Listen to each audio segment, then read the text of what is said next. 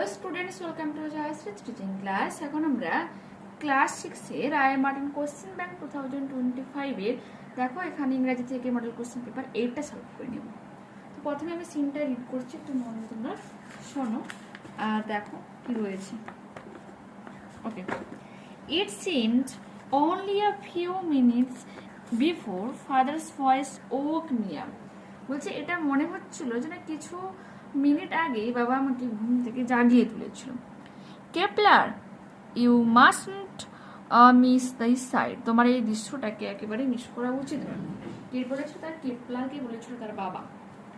We have just enter into the earths orbit, বলছে আমরা এই মুহূর্তে পৃথিবীর এই কক্ষপথে পৌঁছে গিয়েছি। লুক, তাকাও। আই লুকড আউট ইগারলি, আমি উৎসাহের সাথে বাইরে তাকিয়েছিলাম। I recognized the narrow stretch of Central America, মধ্য আমেরিকার সংকীর্ণ অংশটা আমি চিনতে পেরেছিলাম।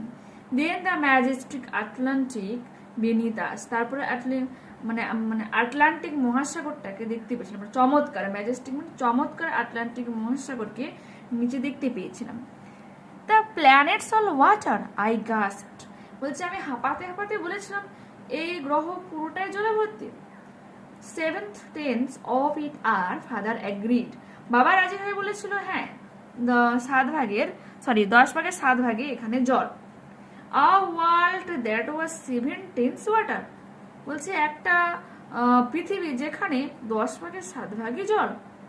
On moon, চাঁদে, water was harder to get than oxygen, অক্সিজেনের থেকে জল পাওয়াটাও অনেক কষ্টকর।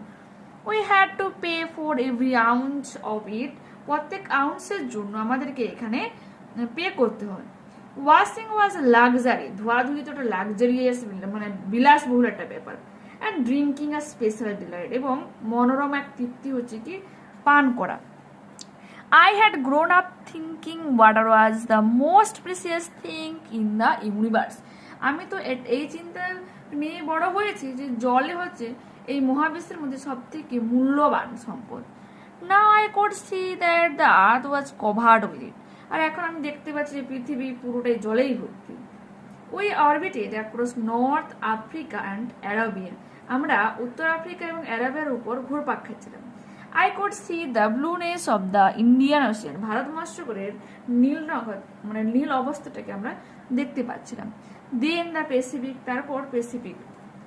Are you feeling unwell, father asked, বাবা জিজ্ঞাসা করেছিল আচ্ছা তুমি কি অসুস্থ বোধ করছো?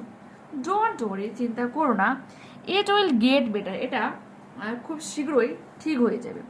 It's just the weight difference, এর মূল কারণ হচ্ছে কি ওজনের পার্থক্য। আই রিয়েলাইজড, আমি বুঝতে পেরেছিলাম, I weight 6 times my normal weight, আমার স্বাভাবিক ওজনের থেকে আমার 6 গুণ বেশি ওজন আমি হয়ে গিয়েছিলাম।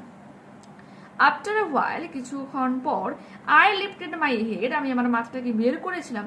Passengers were busy collecting belongings, বলছে যাত্রীরা তাদের নিজস্ব জিনিসপত্র কালেক্ট করা নিয়ে বা সংগ্রহ করা নিয়ে ব্যস্ত ছিল। উই হ্যাড ল্যান্ডেড, আমরা অবতরণ করেছিলাম। I struggled with my own safety straps, আমি আমার সুরক্ষা যে বেল্ট তা নিয়ে সমস্যায় ভুগছিলাম। Father leaned over to help me, বাবা নুয়েছিল আমাকে সাহায্য করার জন্য। Choose the correct alternative. The narrator was waken up by his father's voice, তার বাবার কণ্ঠে ঘুম থেকে জেগে উঠেছিল। অন আর্থ, পৃথিবীতে, Kepler weight 6 times is normal weight, তার স্বাভাবিকের থেকে 6 গুণ বেশি ওজন হয়েছিল। এরপর আছে ট্রু ফলস সাপোর্টিং স্টেটমেন্ট দিতে হবে। Kepler came to know, Kepler জানতে পেরেছিল যে 4 tenths of the earth is covered with water, যেখানে 10 ভাগের 4 ভাগ জলে ভর্তি। ফলস যে রয়েছে a world that was 7 tenths water, because 7 tenths বলেছে 10 ভাগের 7 ভাগ জল। লুকিং আউট, বাইরে তাকাও, Kepler recognised Central America and the Atlantic Ocean, true. Supporting statement এখানে রয়েছে I recognise the narrow stretch of Central America and the majestic Atlantic beneath us. Okay, এরপর কি রয়েছে দেখো। Answer the following questions. Why did the narrator think water to be the most precious thing? কেন আমাদের লেখক মনে করছিলেন যে বা বক্তা মনে করছিল যে জল সব থেকে মূল্যবান হচ্ছে সম্পদ? দেখো On moon, water was harder to get than oxygen. মুনে অক্সিজেনের থেকে জল পাওয়াটা অনেক কষ্টকর, and every ounce of it had to be bought, এবং প্রত্যেকটা আউন্স সেখানে কিনতে হয়। ওয়াশিং ওয়াজ লাক্সারি, যেখানে ধোয়াধুয়ি একটা বিলাসবহুল ব্যাপার, and drinking a special delight, এবং পান করার বিশেষ আনন্দকে ধরা হতো। This made Kepler think that water was the most precious thing in the universe. আর ঠিক এই জিনিসটার জন্য মানে কেপলার মনে করেছিল যে সব থেকে মূল্যবান হচ্ছে এই মহাবিশ্ব, সেটা হচ্ছে জল, যার নিয়ে সে মূল্য বুঝে, এটা বলে না সেরকম। Why did father had to help Kepler after the spacecraft landed? After the spacecraft landed, যখন স্পেসক্রাফটটা মানে মহাযানটা যখন ল্যান্ড করে, অবতরণ করে, father had to help Kepler, বাবা কেপলারকে সাহায্য করেছিল। কারণটা কি?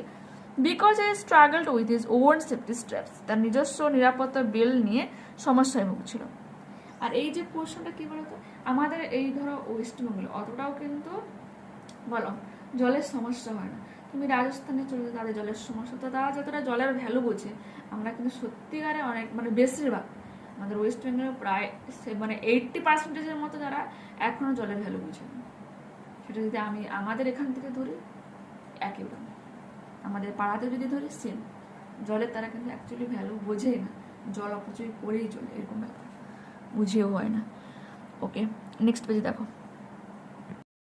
Dream is a series of events or pictures, কিছু চিত্র বা কিছু ঘটনার একটা সিরিজ, ধারাবাহিকতা হলো কি স্বপ্ন। Which come across in our mind, যা আমাদের মস্তিষ্কে আসে হোয়েন উই আর অ্যাসলিপ, যখন আমরা ঘুমিয়ে থাকি। They are often similar to real life in some ways, কিছু ক্ষেত্রে সেগুলো সত্যকারের জীবনের সাথে মিলে যায়, but can also be very strange, কিন্তু অনেকটা অদ্ভুত হয়। যেমন কি আমরা স্বপ্নে বেশিরভাগ মানুষই ছোটবেলায় কি স্বপ্ন দেখতাম যে আমরা উড়তে পারি, এই স্বপ্নটা অদ্ভুত টাইপের একটা স্বপ্ন, বা আমাদেরকে যে ষাঁড় কুকুর এইসব তাড়া করছে, অদ্ভুত টাইপের অনেকে বলে থাকে আর কি, এই ধরনের স্বপ্ন স্ট্রেঞ্জ স্বপ্ন হয়ে থাকে, এগুলো বাস্তবে হয়তো হয় না। Dreams usually appear to be so real, বলছে স্বপ্ন আমাদের কাছে এতটাই বাস্তবিকভাবে উপস্থিত হয়, ওয়াইল দে আর অকওয়ার্ড, যখন আমাদের উপস্থিত হয়, that we are led to think that we are awake, আমরা এটা ভাবতে বাধ্য হই যেন আমরা জেগে রয়েছি। But actually we are asleep when we are dreaming, যখন আমরা স্বপ্ন দেখি তখন কিন্তু আমরা ঘুমিয়ে থাকি। Sleep is a state of rest, এক কথা ঘুম হচ্ছে একটা বিশ্রাম। Which acquire in animals and human beings, যা হচ্ছে পশুজন্তুদের এবং মানুষের মধ্যে উপস্থিত হয়।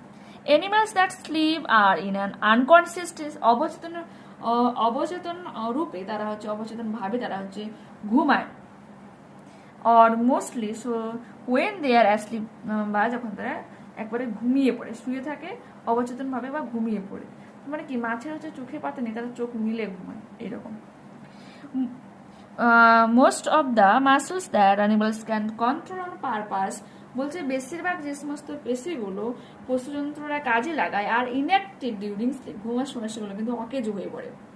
হোয়েন অ্যাসলিপ মানে ইনঅ্যাক্টিভনেস কাজও করে না, এবারে নিশ্চুপ হয়ে যায় আর কি।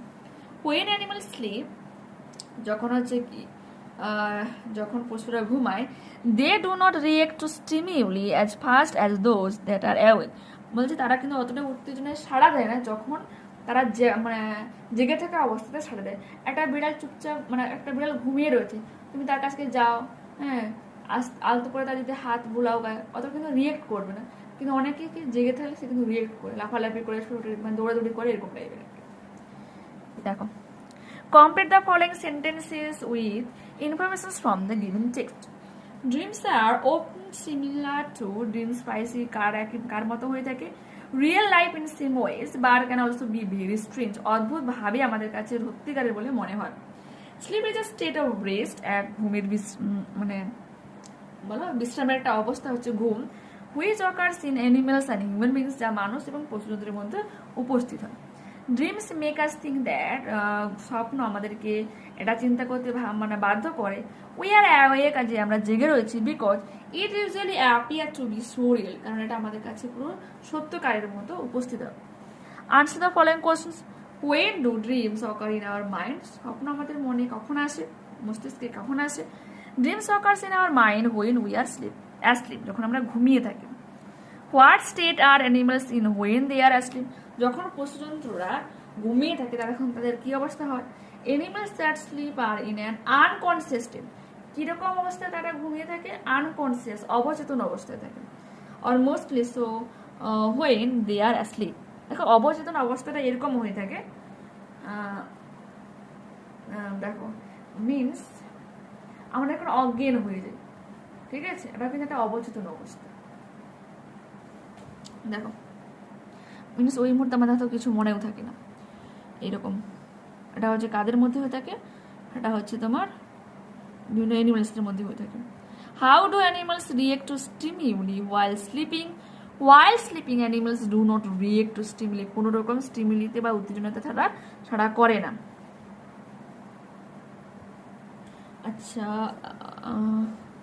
এর সঙ্গে তোমাকে আর একটু লিখতে হবে না, কোনো রকম সাড়া করে না। অ্যাজ ফাস্ট, পুরোটা লিখে দেবে তো যতটা রয়েছে আমার। অ্যাজ ফাস্ট অ্যাজ দোজ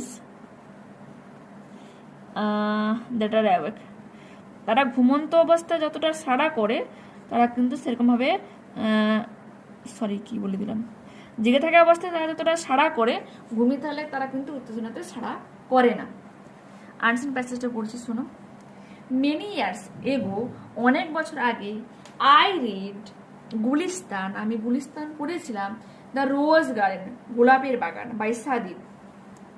সাদি এখানে কিন্তু একজন পার্সনের নাম। The famous person, poet and philosopher, সে ছিল বিখ্যাত এক পার্সন, কবি এবং দার্শনিক। দিস ক্লাসিক ওয়ার্ক, এই ধ্রুপদী কাজ অফ লিটারেচার, সাহিত্যের এই ধ্রুপদী কাজ, is full of ancient wisdom, যেটা হচ্ছে প্রাচীন জ্ঞান নিয়ে লেখা।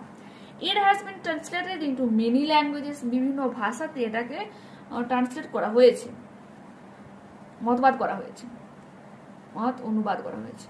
On April 21, 1258, 1258 April, a friend of সাদি, সাদির এক বন্ধু, কেম টু ভিজিট হিম, তার সাথে দেখা করতে এসেছিল, and collected some roses from his garden, এবং তার বাগান থেকে কিছু গোলাপ সংগ্রহ করেছিল। The friend wanted to take those flowers to his home in the city, সেই বন্ধুরা চেয়েছিল সেই গোলাপগুলিকে তার শহরের বাড়িতে নিয়ে যেতে। সিইং দিস, এটা দেখে সাদি কমেন্টে, সাদি মন্তব্য করেছিল, the beauty and the fragrance of those roses, বলছে এই গোলাপের সৌন্দর্য এবং এর সুগন্ধ will last only 4 or 5 days, কেবলমাত্র 4 ও 5 দিন থাকবে। I shall make such a rose garden, আমি এমন একটা ফুলের মানে গোলাপের বাগান বানাবো, that will last for ages, হচ্ছে বছর পর বছর থাকবে, and always produce fresh and fragrant flowers, যেখানে সবসময় তরতাজা এবং নতুন ফুলের সুগন্ধ দেবে। মানে সাহিত্য লেখার কথা বলেছে, হচ্ছে রচনা করার কথা বলেছে, যে যুগের পর যুগ মানে সেই জিনিসটা থাকে। ভাবো 1258 কোথায় আর এখন 2025 কোথায়, বুঝতে পেরেছো? মানে লেখালেখি জিনিসটা এইরকমই আর কি, অনেক বছর থেকে যায় সবাইয়ের মনের মধ্যে। অন দ্যাট ভেরি ডে, ঠিক ওই দিন, মিনস এই ডেটা উল্লেখ করেছে, সাদি began to write his masterpiece Gulistan. সাদি তার মানে অন্যতম এক লেখা মাস্টারপিস সেগুলোকে বলা হয় যেটা যুগে যুগে কি মানুষের মনের মণিকোঠায় থেকে যায়। গুলিস্তান লেখা শুরু করেছিল through poem, stories and anecdotes, বলছে কবিতার মধ্যে, গল্পের মধ্যে এবং উপাখ্যানের মধ্যে। He taught human beings civility, সামাজিকতা, মরালিটি, নীতি, গুড কন্ট্যাক্ট, সদাচার, এথিক্স, নীতিবোধ, আনসেলফিশনেস, স্বার্থপরহীনতা, অ্যান্ড আদার নোবেল কোয়ালিটিস, এবং অন্যান্য সৎ গুণগুলো শেখায়, that make them great and perfect, যা তাদেরকে একেবারে মহান এবং একেবারে পারফেক্ট বানাবে, সঠিক বানাবে। কোথা থেকে নেওয়া হয়েছে? Taken from an article written by Swami Chetanananda, স্বামী চেতনানন্দের এক আর্টিকেল থেকে এটা নেওয়া হয়েছে। এটা কিন্তু মনে রাখবে, কারণ এটা দিয়ে প্রশ্ন রয়েছে। আর এখানে আই বলতে কিন্তু এই স্বামী চেতনানন্দকেই বলা হচ্ছে এখানে। Okay, next. ঠিক the correct alternative, Gulistan was read by, কার দ্বারা পড়া হয়েছিল? দেখে না, স্বামী চেতনানন্দ। কারণ ওখানে প্রথম লাইনে বলেছে যে সে প্রথম মানে এই অনেকদিন আগে ওই বলো এই গুলিস্তান নামক রচনাটা পড়েছিল। কার লেখা? সাদির লেখা। সাদে রোট গুলিস্তান ইন 1528। দেখো ওখানে রয়েছে তার বন্ধু যেই বছর তার সাথে দেখা করতে এসেছিল সেই দিনই সে লেখা শুরু করেছিল।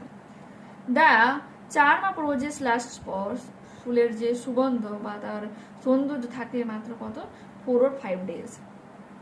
সেই জন্য কি বলা হয় বলতো, যদি তোমার কোনো কিছুকে, হ্যাঁ এটা বলে উদাহরণ এটা বলেছিল, ভালো লাগা আর ভালোবাসার মধ্যে ডিফারেন্স এটাই, ভালো লাগলে তুমি গোলাপটিকে তুলে নিজের কাছে রাখবে, আর যদি ভালোবাসো তুমি গোলাপের চারাটাকে কি করবে, যত্ন নেবে, এটা হচ্ছে difference. Okay, sentences with informations from the passage. Gulistan is a classic work of literature, is full of ancient wisdom. Okay, সাদি ওয়াজ আর রেপুটেড, সাদি কিরকম ব্যক্তি ছিলেন, এক সম্মানীয় পার্সন, পোয়েট অ্যান্ড ফিলোজফার, এক পার্সন কবি এবং দার্শনিক ছিলেন। Gulistan has been translated into many languages, অসংখ্য ভাষাতে ট্রান্সলেট করা হয়েছিল। সাদিস ফ্রেন্ড মানে করা হচ্ছে, হ্যাজ বিন ট্রান্সলেটেড করা হয়েছে। Sadi's friend came to visit him on April 21, 1258, 1258 April সাদির সাথে তার বন্ধু দেখা করতে এসেছিল। Answer the following questions.